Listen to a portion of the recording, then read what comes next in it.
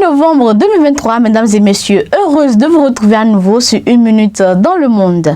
De violents combats font rage dans le nord de la bande de Gaza qu'Israël affirme avoir coupé en deux dans la perspective d'y détruire le centre de commandement du Hamas, refusant de céder aux appels de plus en plus pressants à une trêve humanitaire.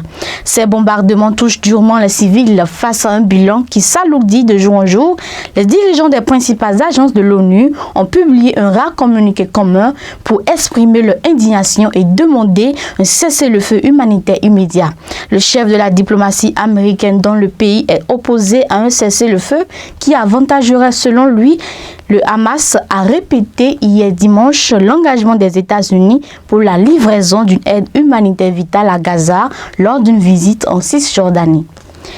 En Italie, Liliane Mourekate et Marie-Thérèse Mocap-Micendo sont accusées de délits qui vont de la fraude fiscale à la maltraitance des migrants en passant par la faillite frauduleuse.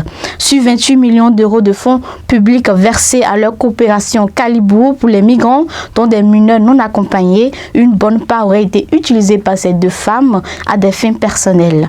Il est question notamment de bijoux, vêtements griffés, hôtels luxueux ou encore de copieux investissements au Rwanda, leur pays d'origine. Selon les enquêteurs, les hôtes des centres d'accueil vivaient dans des conditions lésant gravement leur dignité. Le juge d'instruction du tribunal de Latina au sud de Rome a reçu les deux responsables de cette structure dans le cadre de l'audience préliminaire le vendredi dernier. C'est un dimanche politiquement agité qu'ont vécu les Comoriens avec 3 déclarations la présidentielle du 14 janvier prochain. Mouni Baraka Saïd, l'ex-gouverneur de l'île de la Grande Comore, et Mohamed Daouda, l'ex-ministre de l'Intérieur de l'actuel président Azali Assoumani pendant 5 ans, se sont positionnés du côté de l'opposition. La 3e candidature est celle de Azali Assoumani, candidat à sa propre succession pour un second mandat. Il faut rappeler que Azali est en fonction depuis son retour au pouvoir en 2016.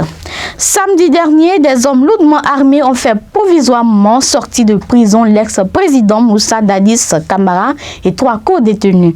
Au moins 9 personnes ont été tuées à Conakry, en Guinée, dans cette opération commando, a indiqué le parquet général ce lundi matin.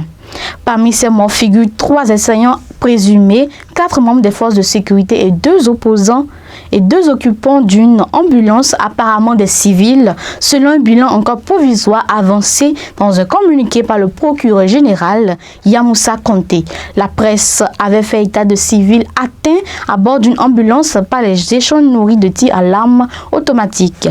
Pour terminer cette session, après des années de tension entre la Chine et l'Australie, le président Xi Jinping a reçu ce jour le premier ministre australien Anthony Albanese, une rencontre censée marquer le dégel des relations diplomatiques entre ces deux pays. En parallèle, les relations s'étaient également tendues en raison de différends sur de supposées opérations d'influence chinoise en Australie. En réponse, la Chine avait imposé des droits de douane élevés sur des produits australiens clés destinés à l'exportation tels que l'orge, le bœuf et le vin. Pékin avait également cessé d'acheter en Australie d'importantes quantités de matières premières, dont le charbon, privant le pays de milliards de dollars de revenus. Une rencontre qui symbolise le dégel des relations diplomatiques entre ces deux pays après des années de tensions qui ont freiné les échanges commerciaux. Ce sera tout pour aujourd'hui. Merci de nous avoir suivis et à très bientôt.